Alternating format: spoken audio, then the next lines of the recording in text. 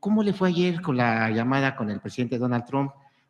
Realmente, ¿qué fue lo que se trató? Porque pues ayer sí volaron muchas notas, pero sí quisiéramos saber cuál fue el trato que le dio el presidente electo, cuáles fueron los primeros compromisos.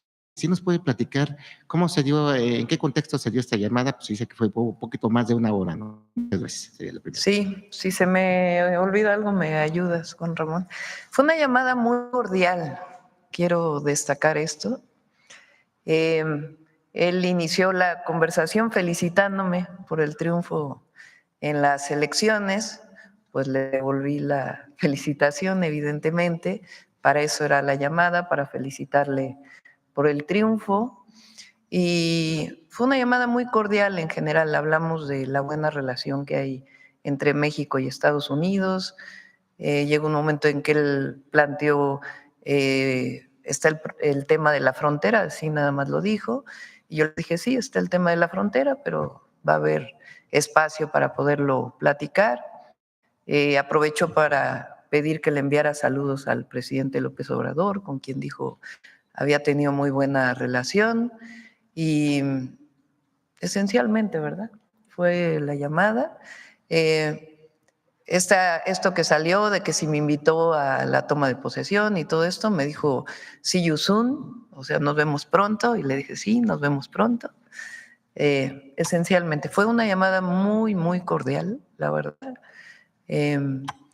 Y pues estamos contentos por ello, y pues ahora todo lo que viene hacia adelante, pero fue en muy buenos términos. Así fue la llamada. Y Todavía no, ni siquiera entiendo, han enviado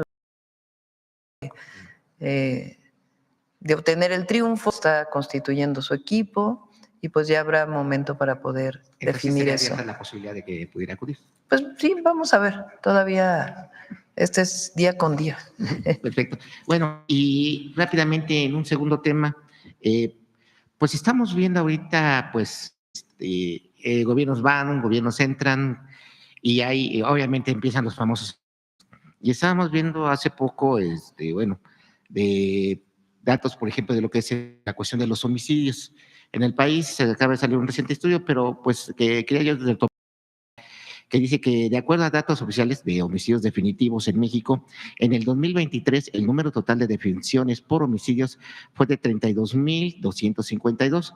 Y si tomamos esta cifra comparada con respecto del 2022, se presenta una disminución del 3,1% y con respecto al 2018 se presenta una disminución del 12,1%. Es decir, la tasa de defunciones por homicidios por cada 100,000 habitantes del 2023 fue de 24,9, tasa menor que la del 2022, que fue de 25,9, y menor que la del 2018, de 29,1. Esto es, vamos, de lo que fue el sexenio del presidente, ahora del presidente Andrés Manuel López Obrador. ¿A qué voy con todo esto? Por eso le estaba leyendo bien para no equivocarme en las cifras, porque pues parece que se quiere dejar esta impresión de un país envuelto en llamas, un país, incluso voy a citar unas palabras del entonces el exsecretario de Gobernación, Adán Augusto, que decía, pues baño en sangre. Pues sí, vean algunos estados como fue, en este caso, Guanajuato, que sigue manteniendo una tasa muy alta de violencia. Quieren dejar esa impresión de que todo está mal, ¿no? Hay algunos puntos que obviamente se tienen que atender, que bueno, usted lo ha mencionado, que con los gabinetes de seguridad se está trabajando en estos temas, pero quieren crear esa incertidumbre, quieren crear esa imagen de que está mal, de que está usted empezando mal o que se terminó mal. Entonces, conocer su opinión en base a estas estadísticas que se están, que del propio Secretariado de Seguridad Pública, pues sobre estos temas, sobre este tema en esencial que es muy, muy delicado. Lo mencionamos creo que el día que presentamos el informe, el próximo martes. Cada 15 días vamos a estar presentando el informe de seguridad o de la estrategia de seguridad y cómo vamos. Digamos que el gran logro del presidente López Obrador fue cambiar la tendencia y cambiar el modelo de atención a la inseguridad, poniendo mucho énfasis en la atención a las causas. Pero no puedo yo dejar de atender la presencia la constitución de una nueva institución que es la Guardia Nacional, las detenciones, las incautaciones de droga, es decir, las dos partes, la atención a las causas y disminuir la impunidad. Y el gran logro fue cambiar la tendencia. Por eso yo digo, imagínense que no hubiera llegado el presidente López Obrador. Hubiera seguido la tendencia a la alta, porque no había cambiado nada. Entre Calderón y el sexenio de Peña, en realidad la estrategia fue muy similar. No hubo cambios. El único cambio fue que la Secretaría de Seguridad Pública pasó de ser una secretaría a ser parte de la Secretaría de Gobernación. En realidad no hubo cambios en la estrategia. Entonces, lo que provocó la guerra contra el narco hasta el 2018 fue un crecimiento de los homicidios. Después vino una estabilización, vamos a poner, es decir, se mantuvieron constantes y después inició el descenso. Y eso es importante.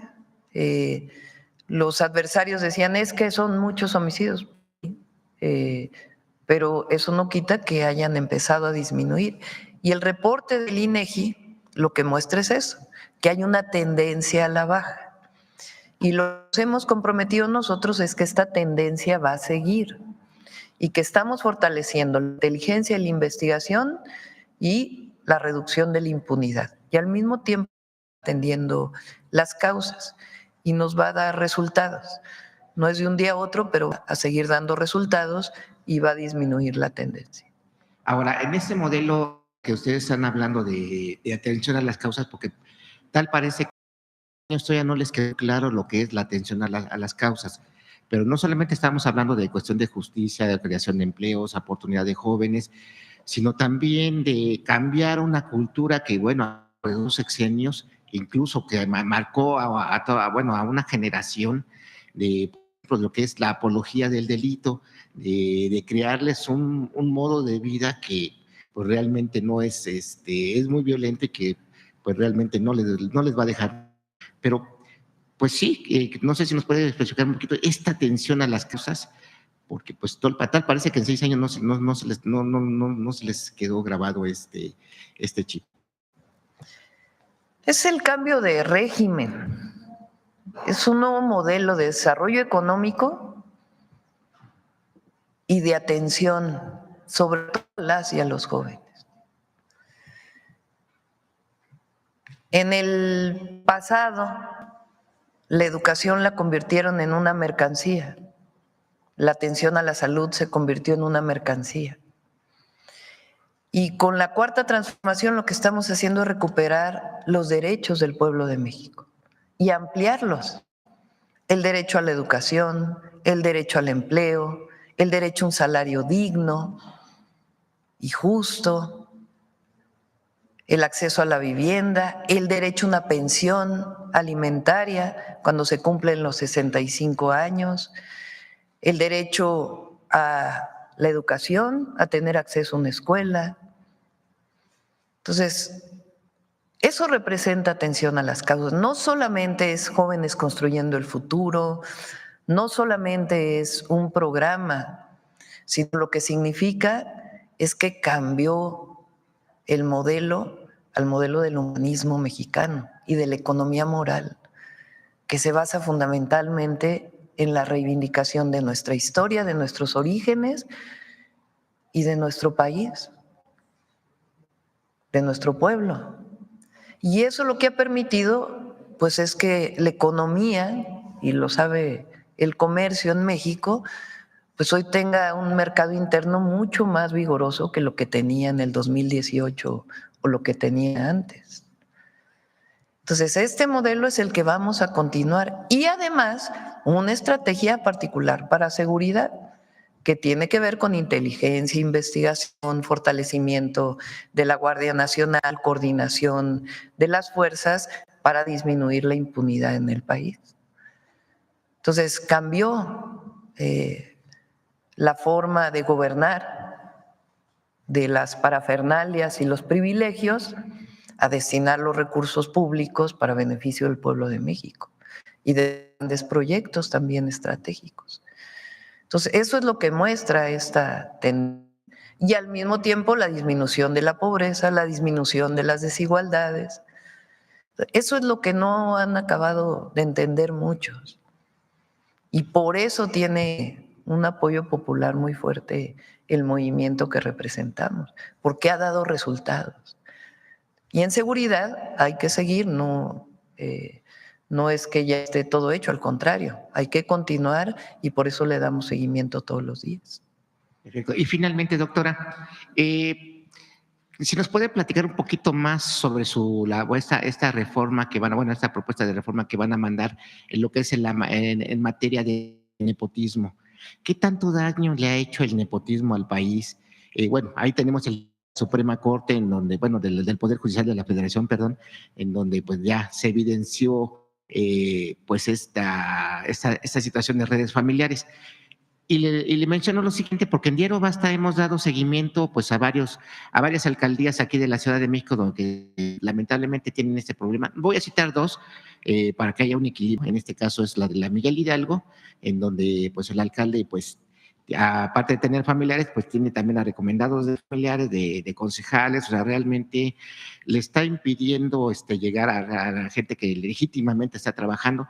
Y del otro lado tenemos a la alcaldía de Xochimilco, en donde también tiene incluso pues a hermana, primas ahí trabajando. O sea, el sentido de esta reforma y preguntarle qué tanto daño le ha hecho el nepotismo en este caso al país. Muchas gracias.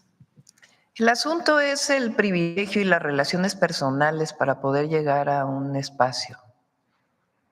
Y particularmente las de la elección en el Ejecutivo. Hacia allá va dirigida la reforma. La transformación profunda que va a haber ahora en el Poder Judicial, pues lo que busca es que no sea a través de las relaciones personales se puede acceder a un espacio en el Poder Judicial. Porque durante tiempo se dijo que es que estamos contra la carrera judicial, porque supuestamente la carrera judicial era o es, entre comillas, que a partir de un examen de los méritos personales se obtiene un espacio en el Poder Judicial. Y cuando se ve que cerca del 50% de quienes trabajan en el Poder Judicial de la Federación son hermanos, primos, suegras, hijos, hijas, pues ¿dónde quedó la carrera judicial? En realidad es la relación personal entre unos y otros y el reparto.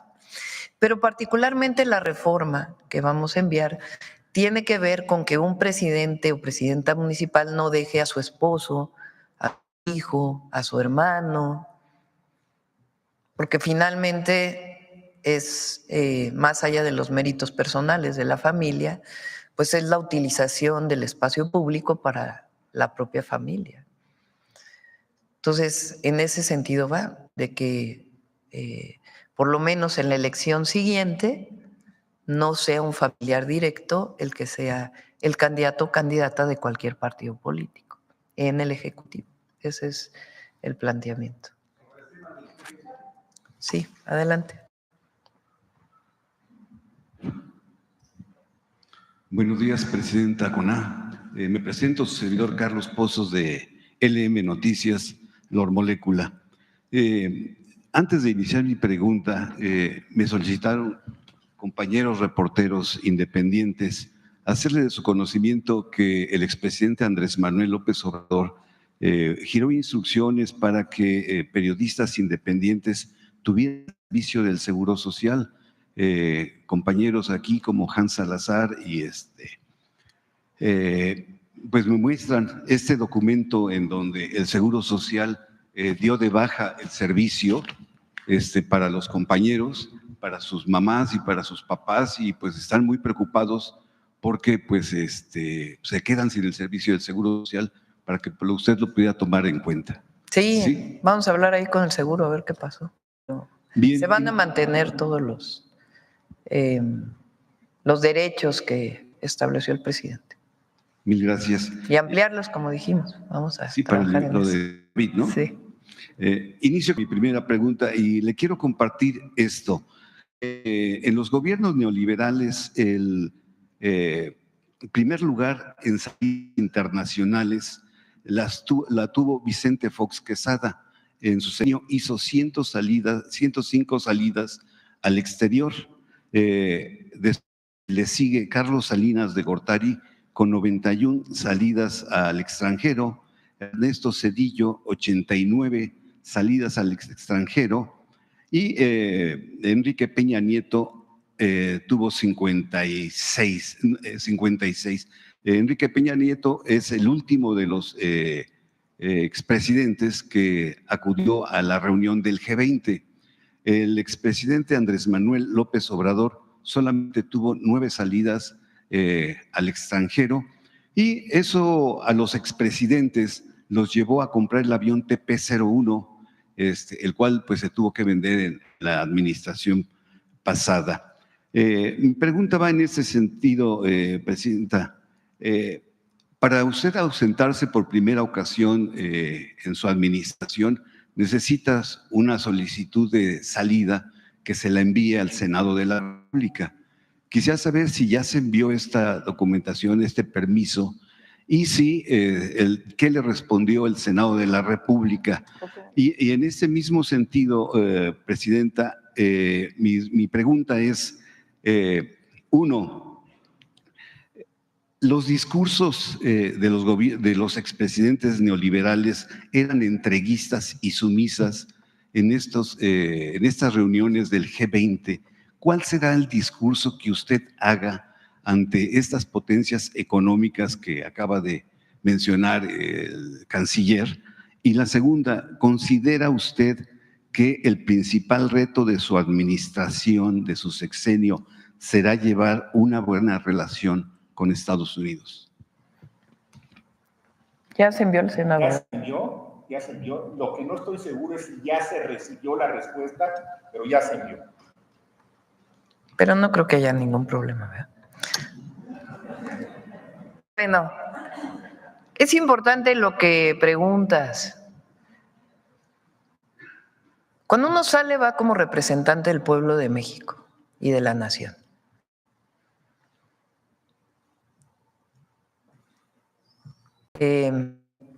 La labor principal de una presidenta, de un presidente, pues es conducir los destinos de su país.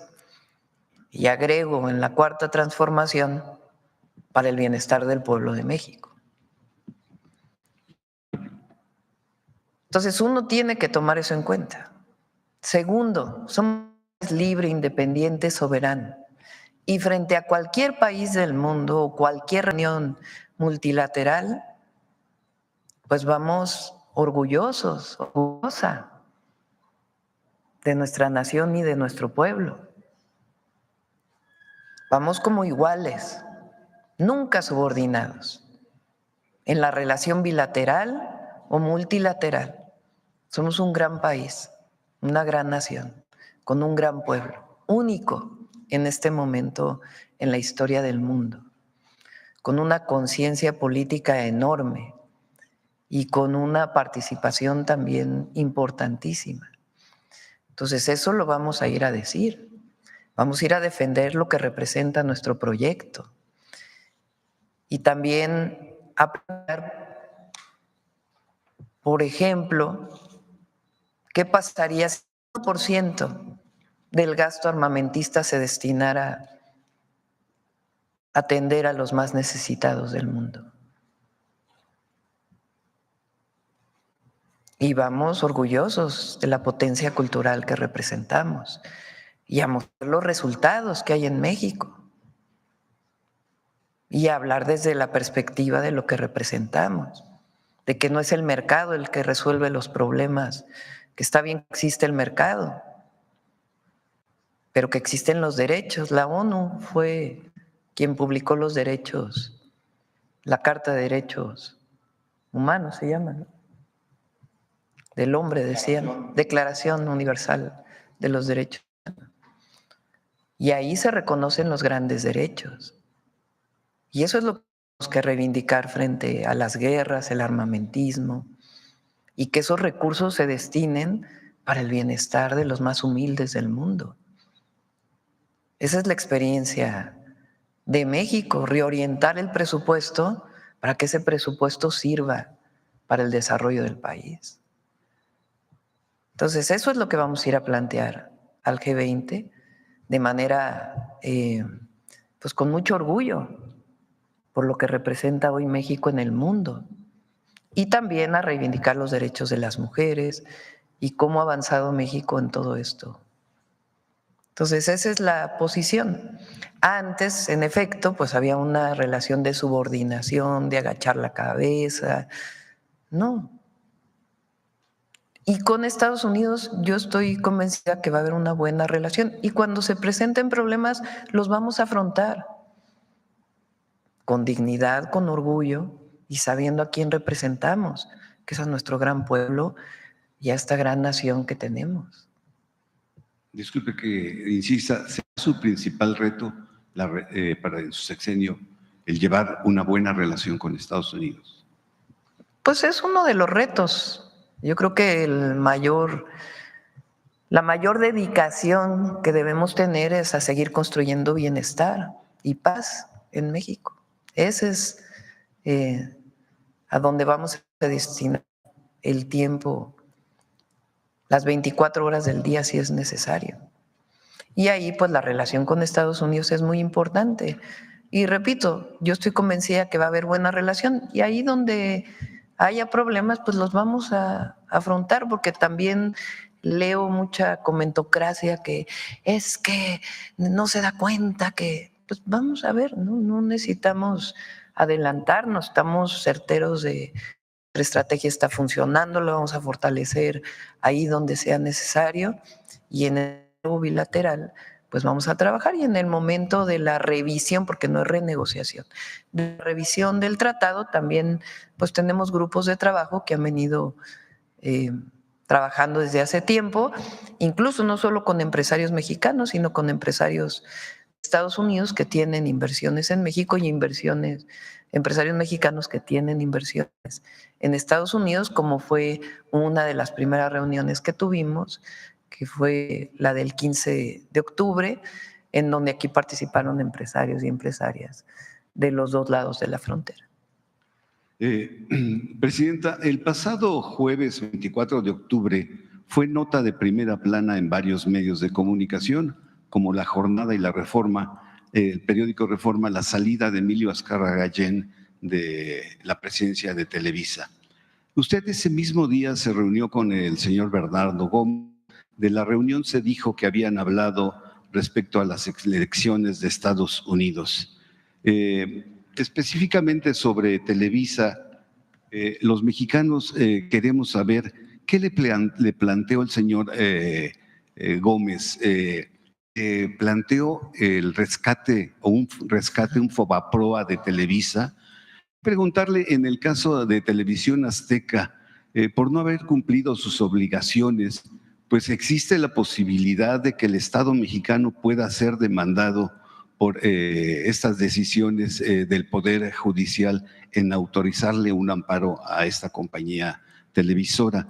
Mi planteamiento es, para tranquilidad de todos los mexicanos y mexicanas, queda descartada cualquier Fobaproa, Televisa y para TV Azteca o para cualquier empresa mexicana. Sí, a ver, la Junta se reúne con distintos empresarios y empresarias.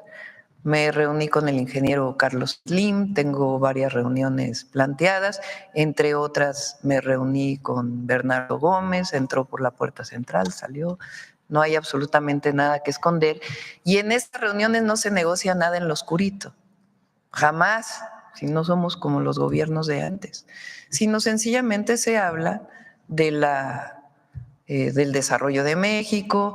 Ellos tienen, como ustedes saben, inversiones en México, no solamente de televisión. La empresa ICA participó en la construcción del Tren Maya y sigue participando.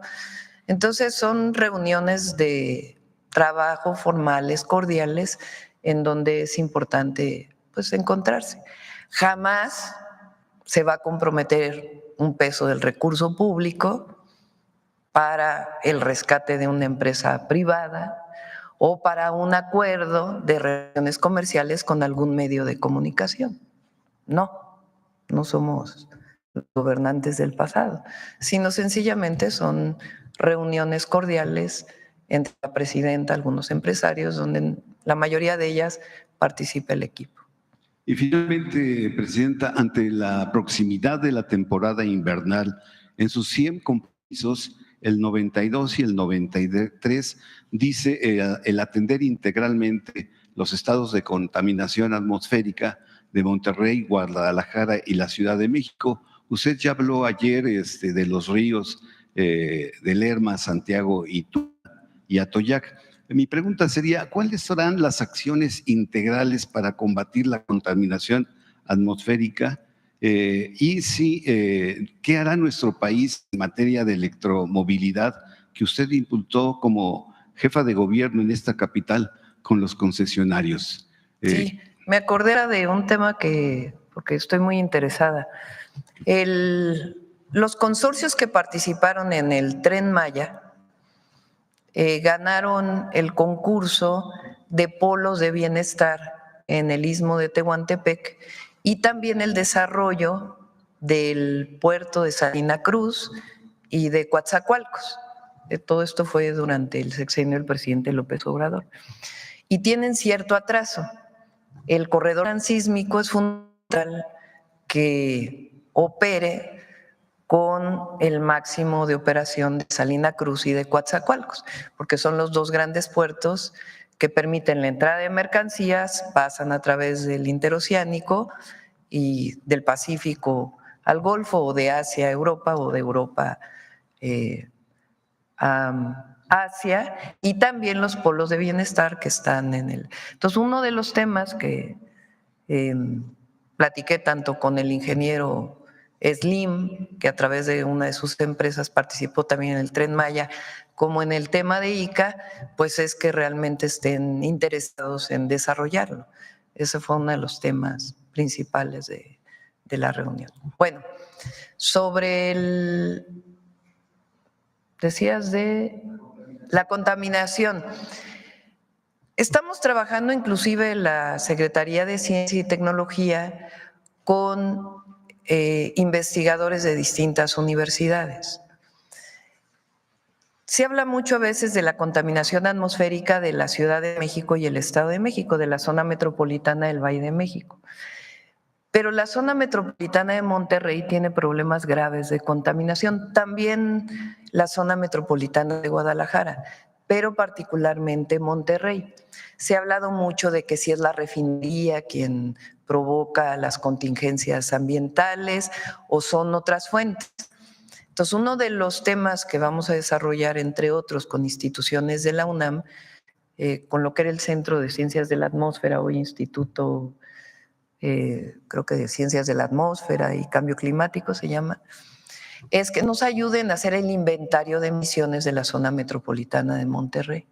¿Qué quiere decir eso? ¿Cuáles son las fuentes de contaminación? Eso significa mediciones, significa mejorar el monitoreo atmosférico de la zona metropolitana de Monterrey para saber cuáles son las fuentes de contaminación y cómo disminuir en todo caso las fuentes. Entonces, se está trabajando en ello, es parte de los programas que trae la Secretaría de Medio Ambiente. Gracias.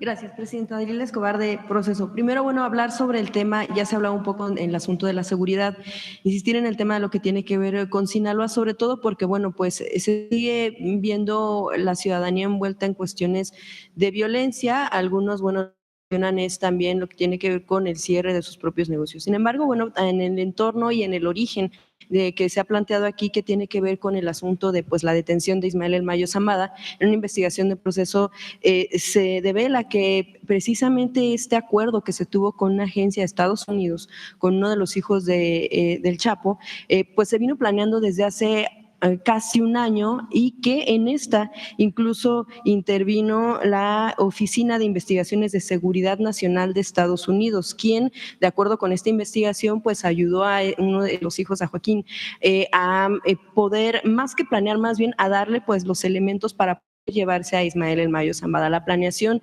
incluso se hizo por parte del Chapo, de acuerdo a esta investigación, desde la cárcel, con indicaciones a uno de sus hijos para que se lograran beneficios para él una vez que se entregara y para otro de los hijos, Ovidio. De acuerdo con esta investigación, esta oficina, que es parte pues de Estados Unidos, de las instituciones de Estados Unidos, le proporcionó la facilidad para poder dar un piloto, una aeronave, y que además este tipo de permisos para que sin problema pudiera entrar a territorio de Estados Unidos. De otra manera no se entendería el ingreso, sabiendo cómo son las cuestiones de seguridad de allá. Incluso estas aeronaves, lo que se menciona en la investigación es que están pues protegidas, blindadas, y por tanto no se encuentra como tal tan fácil en la base de datos. Y si México quisiera hacer una investigación en ese sentido, pues está blindado de entrada. Escuchábamos también al embajador Ken Salazar, que él aseguraba que pues el avión no era de ellos, que no habían intervenido. Sin embargo, de acuerdo con la investigación, pues esta oficina fue la que pudo proporcionar. Sabemos, bueno, lo que ustedes han dicho es que no les han dado toda esta información, que hemos podido saberla de acuerdo con versiones de personas que pues tuvieron algo que ver. Yo quisiera preguntarle, ya estamos a muy poco de que el presidente Biden deje la presidencia, esta detención se hizo en este gobierno, y saber ¿qué se puede hacer todavía para que informen en torno a esta situación? Si, por ejemplo, México va a solicitar el estatus legal que tienen los hijos del Chapo, porque pudiera ser clave también eso, así como el tema del piloto, como lo mencionaba el fiscal general, y sobre todo también la postura de México en torno a que si ya se llevaba un año planeando esta operación, ¿por qué no hubo este intercambio de información, empezando, bueno, tal vez sí por Estados Unidos, siendo que había diálogo y cooperación entre ambos países? Pues resulta muy interesante la investigación, porque a diferencia de este entreguismo del que se hablaba de los gobiernos del pasado y de la intervención de las agencias estadounidenses, lo que nosotros planteamos es colaboración y coordinación. Y en este caso no la hubo. Entonces entiendo que el fiscal está con esta investigación sobre este hecho, y particularmente pues revisará los resultados de esta investigación, y pues sí sería importante saber si realmente ocurrió de esta manera como se muestra.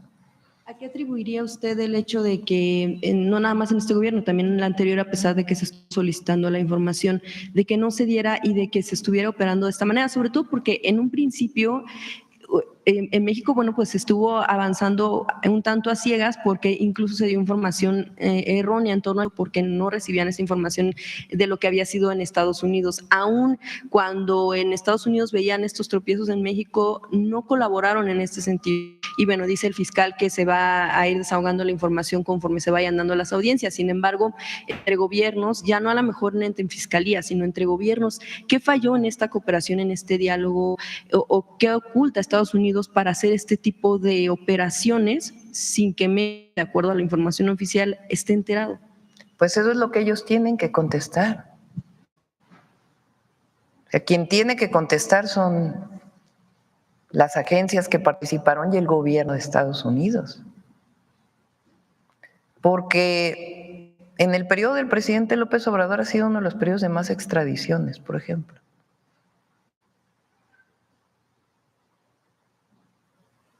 Entonces, ¿quién tiene que contestar por qué no se involucró a la Fiscalía General de Justicia? ¿Por qué no se hizo saber al gobierno de México, a la Secretaría de Seguridad, alguna de las instituciones? Pues no es México, sino son los Estados Unidos. Ellos son los que tienen que decir por qué realizaron esta operación de esta manera. Por eso la insistencia desde el primer día del entonces presidente López Obrador de la información y que se dé completa la información y de por qué esta actuación. ¿Se daría por perdido el hecho de que todavía en este gobierno de Estados Unidos se pueda abordar y estarían tal Pues vez… todavía hay tiempo, Todavía tienen tiempo. todavía hay tiempo. Bien, en temas… Ayer, bueno, ya se le adelantaba en la pregunta, el hallazgo de estos cosas en una camioneta en Guerrero, se hablaba también de la identificación de algunos de ellos y que tenían que ver algunos, o los identificados, con la familia que había desaparecido, que se había incluso enviado ya elementos para su búsqueda. Quisiera preguntarle cuál es la información que tienen al respecto, la que se tiene certeza hasta el momento, cuántos ya han sido identificados, y también en este sentido aprovechar para preguntarle, bueno, qué avance se tiene con el tema también del asesinato del alcalde Arcos y cómo va a ser la investigación también incluso a los funcionarios municipales, empezando por alcaldes que pudieran estar también coludidos. Ya se hablaba también por cuestiones de en Guerrero, esto se ve, es muy común en los propios alcaldes, presidentes municipales. ¿Cómo va a ser esto? Que la información en torno a los hallazgos y la investigación que se hace en estos sitios de regiones. Hoy tomamos justamente el tema de Guerrero en el gabinete. Le dedicamos bastante tiempo. Estuvo presente el fiscal de Guerrero, que por cierto la nota que sale hoy en el periódico Reforma, el propio fiscal nos informa que todo se llevó de acuerdo a las diligencias que se requiere, porque dicen que se retira la camioneta sin haber llevado las diligencias, y el fiscal nos mostró que se había hecho de acuerdo a derecho y de acuerdo a todas las diligencias necesarias. Es distinta la problemática en los distintos lugares del estado de Guerrero. Hay problemática especial en la Costa Grande, en la Costa Chica, en la región C, en Acapulco. Y estamos desarrollando una estrategia integral que ya inició desde que entramos y ahora pues estamos fortaleciéndola. El martes que venga el Gabinete de Seguridad podrán detallar, y particularmente pues estos lamentables sucesos que ocurrieron tanto en Tres Palos con la familia como el hallazgo que se mencionó el día de ayer. Entonces, además de lo que se está haciendo, de la presencia, de incrementar la presencia, se están siguiendo diferentes líneas de acuerdo con la problemática en cada una de las regiones de Guerrero. Y tiene que ver con los dos temas, la atención a las causas y al mismo tiempo la presencia de la Guardia Nacional y de las Fuerzas Armadas y de la propia coordinación con la Policía Estatal y Policía Estatal principalmente, y al mismo tiempo con la inteligencia e investigación que se está desarrollando. Entonces sí estamos trabajando sobre el tema Guerrero. Sobre la investigación también de la posible colusión de algunas autoridades locales. Nosotros no vamos a… no haber impunidad, sea quien sea que esté involucrado.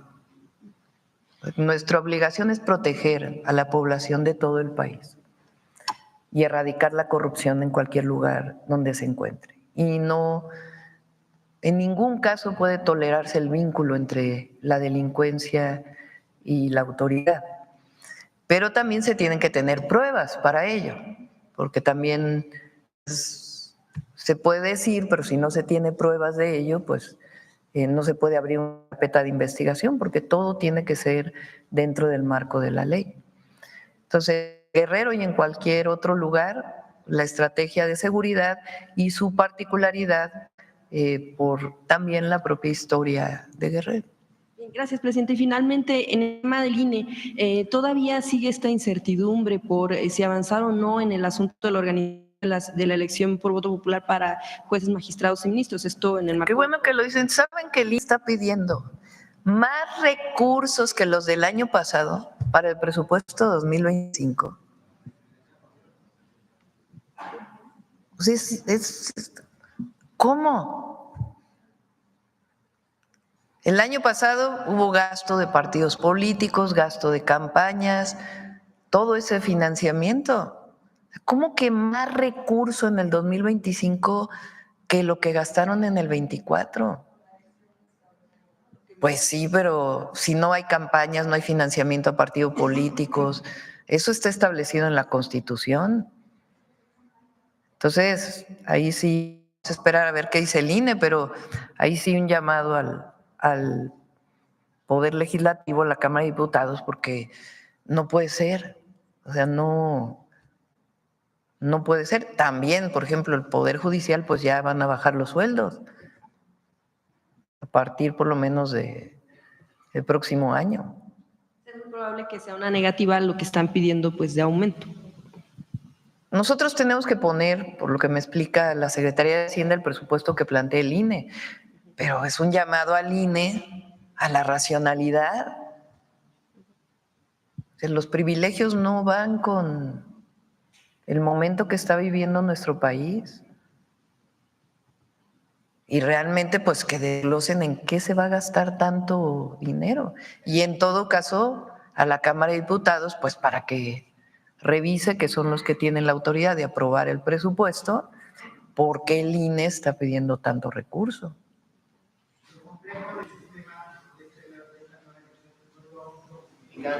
No escucho por ahí. Que si lo complejo que tiene que ver con la organización de… No son casillas. O sea, finalmente es como cualquier elección, son casillas, son ciudadanos y ciudadanas que participan de manera voluntaria en la elección y pues lo que tenga que haber de capacitación que normalmente tiene el INE, pero eso, o sea, repito, si no hay financiamiento a los partidos ni a los candidatos, ¿por qué más, imagínense, más presupuesto que en el 2024, más de, creo que 35,000 millones de pesos están pidiendo, imagínense. O sea, nada más para que tengan una idea, todo el programa Sembrando Vida representa eso. Eso significa más que todo el programa Jóvenes Construyendo el Futuro. Significa casi 8 veces lo que se da de apoyo a las madres trabajadoras. Entonces, no es explicable. Y también, bueno, lo que está relacionado, que es lo que iba a plantear en torno a los consejeros, o bueno, el INE sigue en la incertidumbre de qué efectos pudieran tener estos recursos legales que se interpusieron en contra de la organización de las elecciones de integrantes del Poder Judicial, sobre todo los efectos por el tema de la multa que les están imponiendo. De hecho, lo que ellos responden en su defensa, bueno, ellos dicen al Poder Judicial o a estos recursos legales que justo no están avanzando en esta organización porque están en el limbo, en la pausa de no saber si caso no, sobre todo cuando ya se les está imponiendo una multa y que incluso ni siquiera se ha instalado la comisión para este fin. ¿Deberán los consejeros acatar o no lo que dicen los jueces con el contexto que hemos visto incluso también en la Corte? Me planteaba la Secretaría de Gobernación algo que vale la pena analizar. El día en que la Corte finalmente declara que no es procedente la inconstitucionalidad de la reforma constitucional al Poder Judicial, en su primera parte de esa sesión dicen que aceptan el recurso que presentan los partidos políticos porque es un asunto electoral, porque hay, creo que es el 105 constitucional o no recuerdo cuál, a ver si me ayudan a poderlo identificar. No estoy segura qué artículo de la Constitución es, establece que la Corte puede aceptar un recurso de un partido político y ha habido antecedentes en el caso electoral. Entonces, al definir qué es electoral, entonces ya no se permitirían los recursos de amparo. Y ya le corresponde al Tribunal Electoral del Poder Judicial de la Federación resolver, porque solamente es en el caso de la inconstitucionalidad que presentaron los partidos políticos. No sé si me doy a explicar. Al reconocer la Corte que es un asunto electoral, ya le corresponde estos temas al Tribunal el Poder Judicial de la Federación. Entonces valdría la pena pues que se analizara por el Tribunal Electoral del Poder Judicial de la Federación y que ellos resolvieran sobre este tema que estás planteando y esta preocupación que tienen los. Pero mientras tanto, entonces sí están en lo correcto en esperar, o sea, en detener la organización. Desde mi perspectiva, no. Pero si hay alguna duda, pues que resuelva el Tribunal Electoral del Poder Judicial de la Federación, que es a quien finalmente debe corresponder por haber determinado la Corte que en el fondo pues es un asunto electoral. Que lo que dicen es va corriendo el tiempo y con esto puede elevar también los costos, es decir, a lo mejor con eso van a tener un elemento pues para que le pregunten al tribunal a ver qué responde el tribunal. Una sugerencia. Acá. Gracias, Presidenta. Lisbeth Álvarez Martínez, de CEN México. Presidenta, saber si ya se sabe sobre el autor, los autores materiales sobre el asesinato de las 2 mujeres triquis en Oaxaca. Sí, se está investigando, ocurrió en la ciudad de Oaxaca y se está trabajando tanto con la Fiscalía y si es necesario, pues se atraería el caso. Está viendo la Secretaría de Seguridad Ciudadana. En mi segunda pregunta, decirle que con esta nueva reforma al Poder Judicial, ¿de qué manera contribuiría a las madres que han buscado por años la pensión alimenticia a sus hijos de padres abandónicos o omisos? Normalmente eso lo ven los tribunales estatales. Y por eso la reforma no solamente considera al Tribunal del Poder Judicial al Poder Judicial de la Federación, sino a los tribunales superiores de justicia de los estados. Hay una ley sobre violencia vicaria que se aprobó en la Ciudad de México, que es parte de la propuesta que hicimos el 3 de octubre justamente, que va acompañada a la reforma constitucional que se presentó para proteger los derechos de las mujeres, en la orientación de que se legisle sobre la violencia vicaria en todo el país. Y evidentemente, pues el sanear el Poder Judicial, pues tiene que ver también con que no sea quien tiene acceso a un recurso económico quien resuelva sobre un problema que muchas veces es evidente que hay resoluciones en contra de las mujeres. Y por último, saber su postura sobre el debate en el Congreso de la Ciudad de México en cuanto a la despenalización del aborto en cualquier momento de la gestación. Sí, entiendo que lo que están planteando es que no quede en el Código Penal, sino en la Ley de Salud, pero también entiendo que ya plantearon que ya no se va a discutir.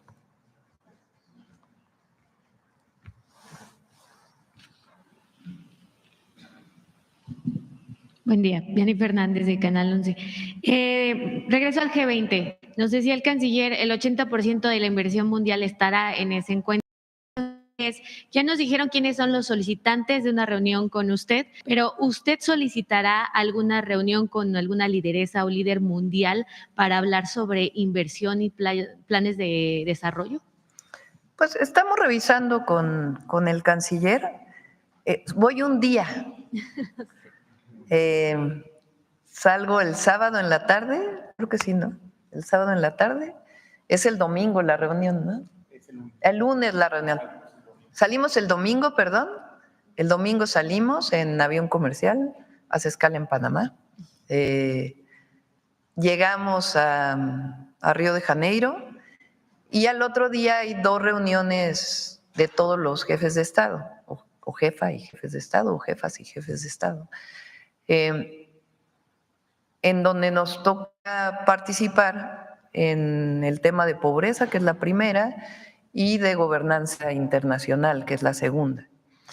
Y al otro día, muy temprano en la mañana, regresamos para poder estar aquí el 20 de noviembre. Entonces, como se podrán imaginar, pues no hay mucho tiempo también para reuniones bilaterales. Entonces, estamos evaluando si tenemos las reuniones, qué reuniones tendríamos también para no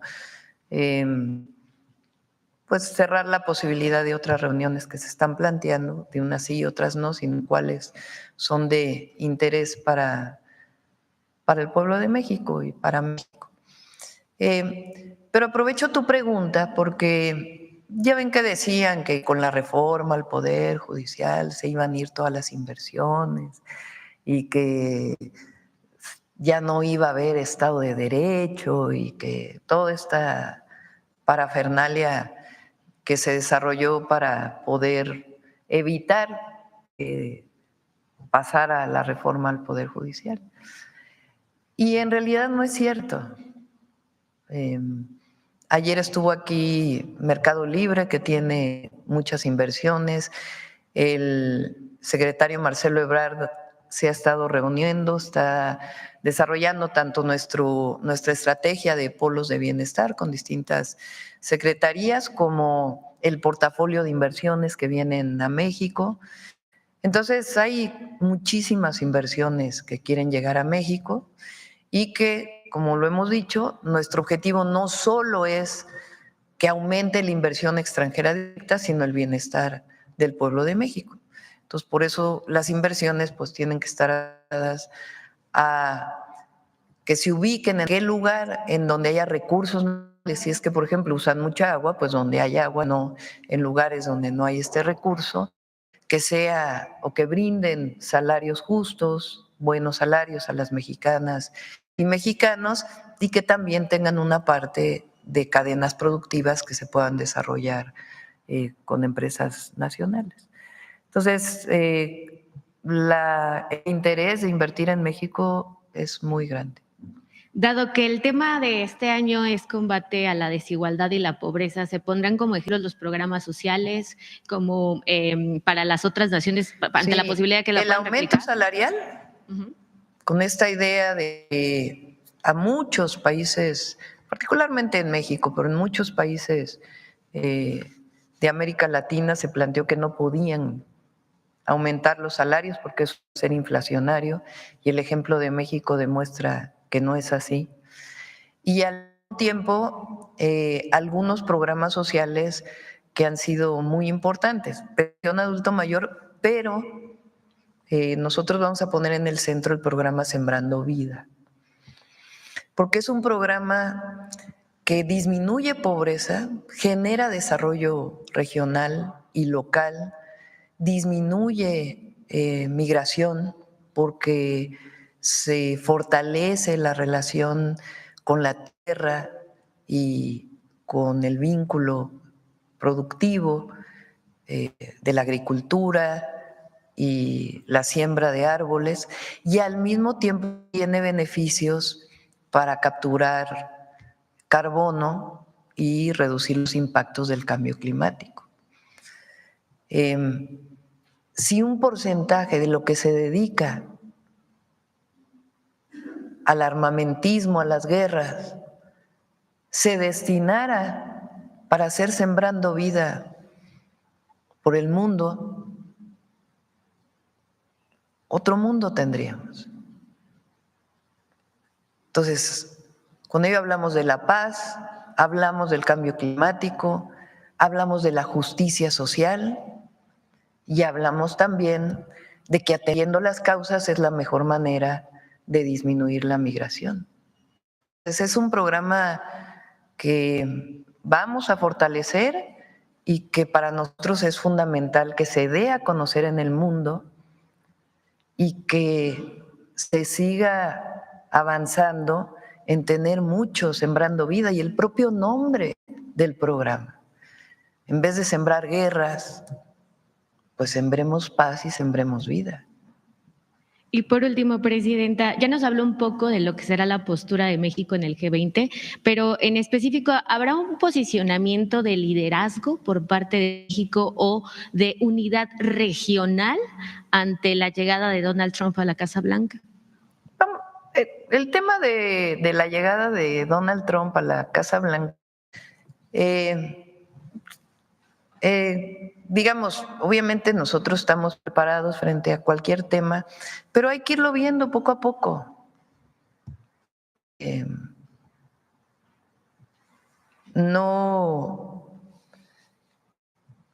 generemos, digamos, un motivo ahí de preocupación grande, sino sencillamente estar preparados, informar. Aquí Juan Ramón presentó, por ejemplo, la gráfica de migración de cómo México ha ido atendiendo este tema tan importante y que le preocupa a Estados Unidos. Y nuestro interés, como saben, pues es fortalecer nuestra relación comercial para el beneficio de México, pero ampliarla hacia América, hacia todo el continente. Entonces, en ese sentido vamos a seguir trabajando con todo el continente y también pues con Estados Unidos.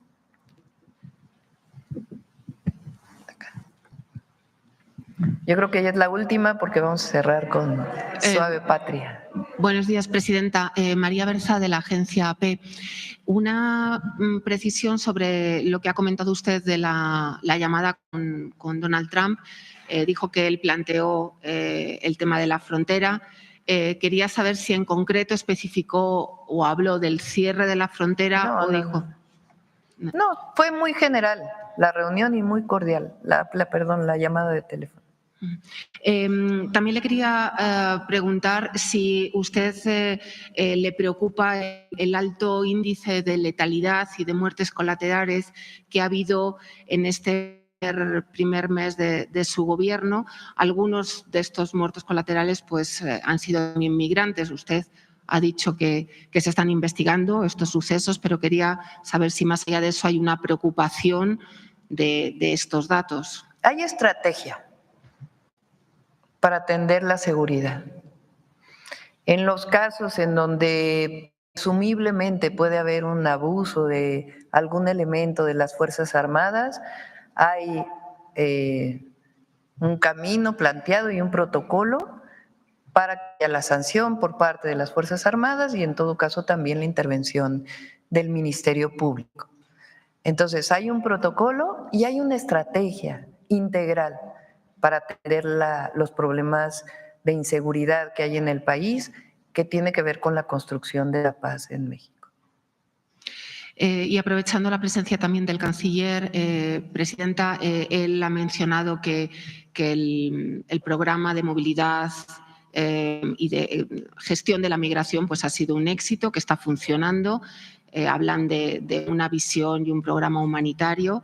Indudablemente las cifras de llegadas a la frontera son indudables, que han bajado, como ustedes han señalado, pero quería saber qué plan hay a futuro. Usted ha mencionado que hoy nos iba a poder detallar un poquito, más allá de esas gestiones en los consulados, qué previsiones hay ante las expectativas de esas deportaciones, de que se pueda volver a implementar programas parecidos al Quédate en México.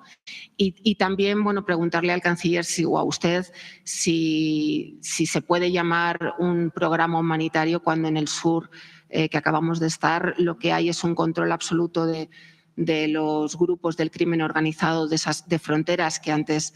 Bueno, pues no estaba tan presente el crimen organizado. Hay secuestros diarios de decenas de migrantes, movilización por parte del Instituto Nacional de Migración de Migrantes hacia zonas donde se quedan desamparados. Entonces, si eso se puede considerar un enfoque humanitario. Muchas gracias. Tenemos una estrategia que, además de lo que estamos haciendo, tiene que ver con el desarrollo integral de la frontera sur. Dentro de estos polos de bienestar que en el momento desarrolló el presidente López Obrador para el corredor interoceánico, polo de bienestar quiere decir una zona en donde hay una inversión en particular, privada y pública, que permite el desarrollo de la zona de manera integral, que proteja el medio ambiente y al mismo tiempo que genere empleos bien remunerados. Se llama polo de bienestar porque la esencia no solo es un parque industrial, sino es la mejora de la calidad de vida de las personas que viven en esta zona.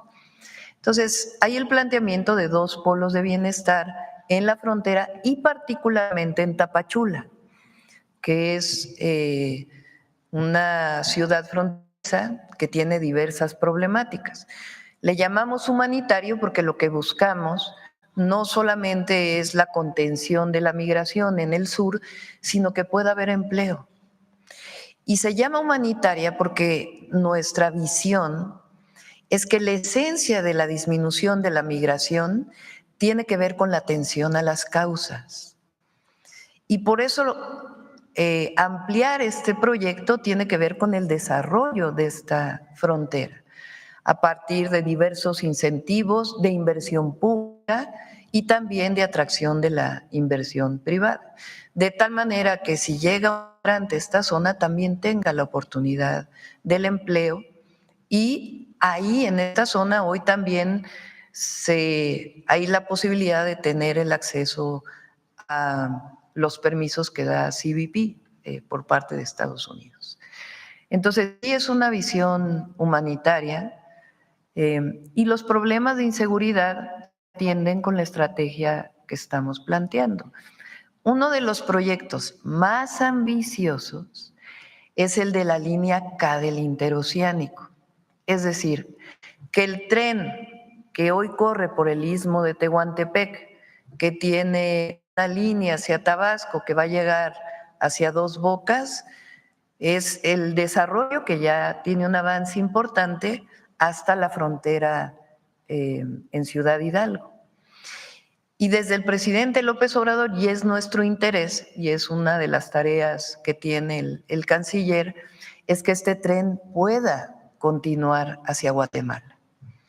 De tal manera que el desarrollo de este polo pues tenga también el corredor logístico de lo que significa un transporte de carga que pueda incluso desarrollar a Guatemala, desarrollar esta zona de Chiapas y permitir pues que la gente no tenga que abandonar sus lugares o que en todo caso se pueda acceder a un empleo justo en esta zona.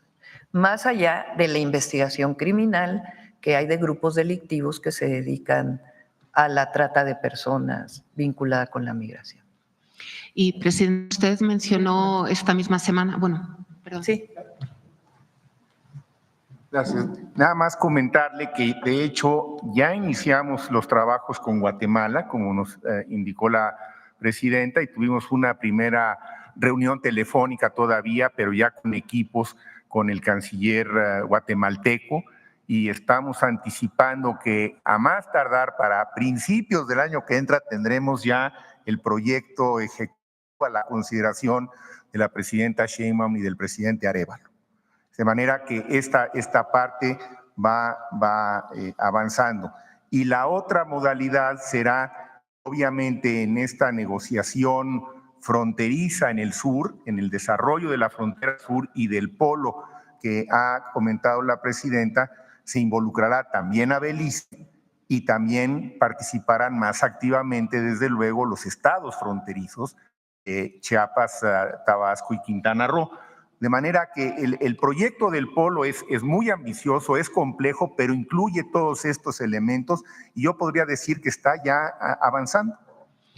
Canciller, aprovechando justo lo que está diciendo, al margen de esa llamada que tuvo usted con su homólogo guatemalteco, justo cuando, tras la victoria de Donald Trump, quería saber si se había abordado ese tema en concreto. Usted va a tener otras llamadas con otros países claves de la ruta migratoria de Centroamérica, de América, para coordinar acciones, si ya lo ha hecho o hay previsión.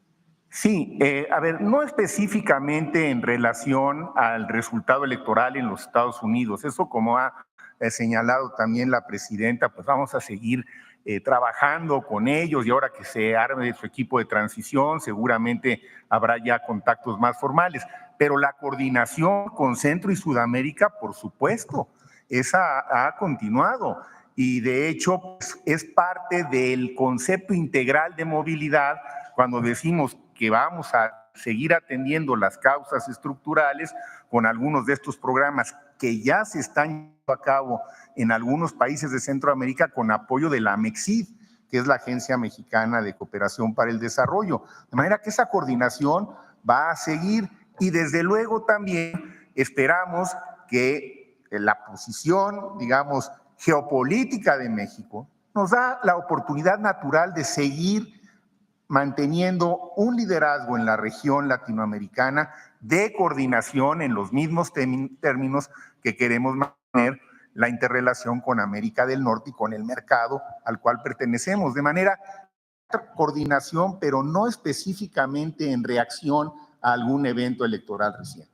Y por último, si, como la presidenta dijo esta semana, que nos iban a del plan migratorio ante eventuales deportaciones del futuro presidente de Estados Unidos, no sé si dar alguna pauta de por dónde van esos planes, porque las organizaciones de la sociedad civil, los albergues están preocupados. Nunca me refería a que íbamos a presentar un tema sobre deportaciones y eso.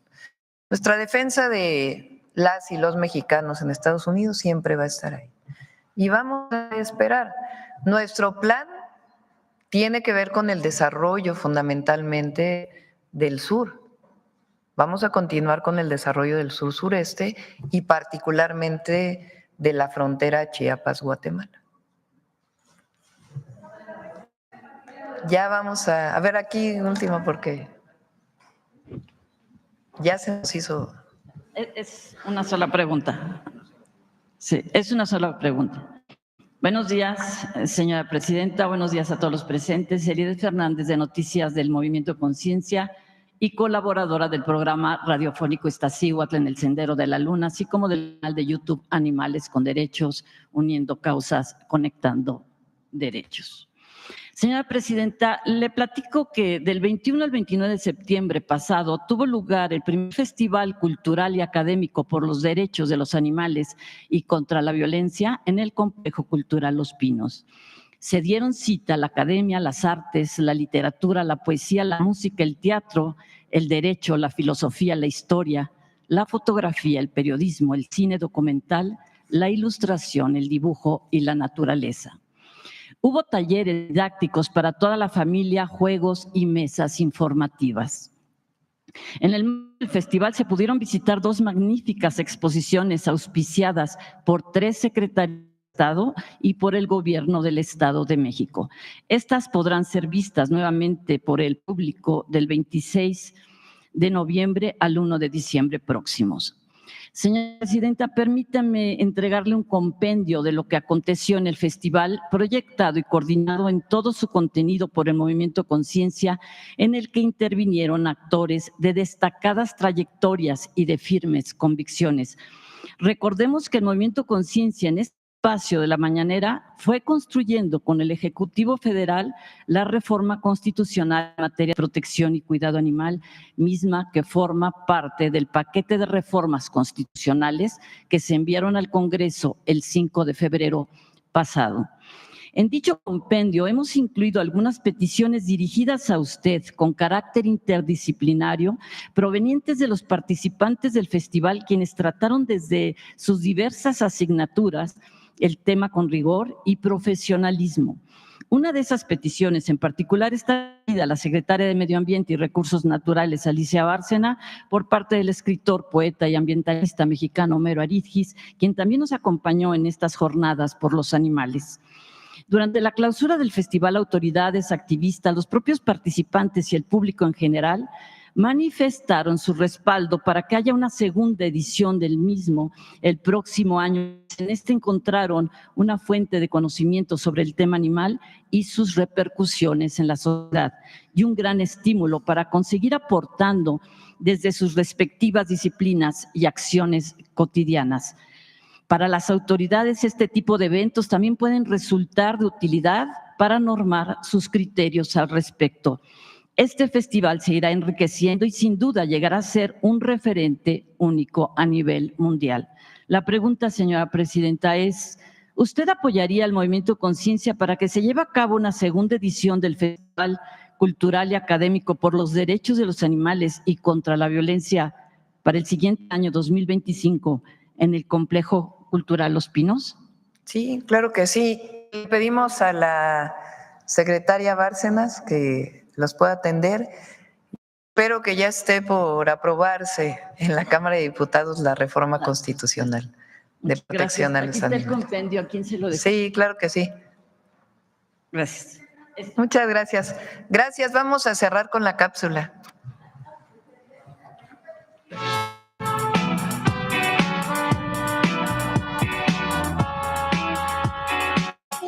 es Ángela Olarazán Laureano, la mejor estudiante del mundo. Es originaria de Papantla, Veracruz, mejor conocida como la ciudad de los corazones, y a sus 17 años fue galardonada con el premio Czech.org, Premio Mundial para Estudiantes 2024, equivalente a recibir un Nobel, pero en materia educativa. La sensación más bonita que he tenido en toda mi vida fue llegar a mi comunidad, que me vio nacer, que me vio crecer, y regresarle un poquito o mucho de lo que vio. Es una sensación que me da escalofríos y es llevar presente de dónde soy, en dónde estuve, pero sobre todo a dónde quiero llegar. Pero siempre he tenido presente de dónde vengo, quienes me acompañaron todo el camino, y eso es algo que me llena de orgullo, poder decir la mejor estudiante del mundo es de Papantla, es un pueblo mágico y que ha salido adelante a pesar de diversas dificultades que se les ha enfrentado. Ángela fue seleccionada para este premio entre un universo de 11,000 estudiantes provenientes de 176 países, poniendo en alto a México en el mundo con la creación de un robot que diagnostica enfermedades, denominado Ixtlitl, como el dios mexica de la curación. Ixtlitl es un asistente médico virtual que se basa en inteligencia artificial. Al momento de preguntarle al paciente por una serie de preguntas, datos personales como su nombre, su edad, hace cuánto tiempo tiene estos síntomas, ya sea días o semanas, y le va realizando preguntas sobre su estado de salud. Si ha tenido dolores de cabeza, náuseas, presentado síntomas de estrés, problemas de sueño. Y con estas preguntas va determinando por medio de algoritmos una probabilidad de contagio. ¿Cómo fue para Ángela recibir el Premio Mundial de Estudiantes 2024? Quería usar mi traje tradicional de gala de Papantla y me dijeron, si tiene una historia, de trasfondo tu traje, y quieres que todo el mundo la vea, utilízalo mañana. Y es el traje con el que recibo este premio. Algo que honestamente nunca llegué a pensar que lo iba a conseguir. Algo que a este punto es irreal. Todavía es complicado asimilarlo. No fue fácil. Creó a Ixtlitl en medio de la por COVID-19, pero su ejemplo servirá para llevar a muchas más jóvenes estudiantes a carreras científicas y soñar con nuevos horizontes. Considero que todas las ingenieras, todas las doctoras, tecnólogas, científicas, presidentas, conocidas por el hecho que se están enfrentando a muchos estereotipos de la sociedad, pero que aún así tienen en claro lo que quieren hacer. Tienen sus metas, tienen sus objetivos, trabajando en equipo, teniendo este soporte entre nosotras, que creo que es lo más importante. Podemos llegar a hacer varias cosas muy importantes. En los tiempos virtuales, México se transforma cada día y sus jóvenes protagonistas. Es tiempo de nuestras estudiantes, es tiempo de mujeres. No quiero solamente en que se quede que fui la primera, sino que no sea la última que lo reciba, porque no creo que haya un límite, ni el cielo puede ser nuestro límite. Ángela, como millones de mexicanas y mexicanos, hace de nuestro país una suave patria. Gracias. Con su permiso, Presidenta. Aprovechar primero en saludar, como divulgador de lenguas indígenas, quiero saludarlos en esta semana con la palabra tlen. Tlen, Presidenta. Tlen a todas y a todos los que nos encontramos en este recinto. Tlen a los pueblos y comunidades originarias de este país. Los acabo de saludar, como ya vimos, en la lengua tutunacú, una lengua que se habla en el estado de Veracruz, el cual acabamos de presentar el equipo de Soy Patria, este video como un pequeño homenaje a esta gran estudiante, a nuestra querida amiga Ángela Olarazán. Pero también quiero destacar algo muy importante. No solamente este video nos habla de la excelencia académica de una joven estudiante, nos habla de cómo aplicó sus conocimientos básicos, sus conocimientos de su comunidad para el beneficio de las y los habitantes del municipio de Papantla. Por último, quiero comentarles a todas y a todos los estudiantes, nos lo dijo nuestra presidenta, México es un país libre y soberano, donde cada estudiante que tenga sueños, que luche por sus sueños, que estudie y, como decimos nosotros los campesinos, que le macheteemos y sobre todo que no nos olvidemos de nuestro lugar de origen y nuestras raíces. Este es nuestro México. Es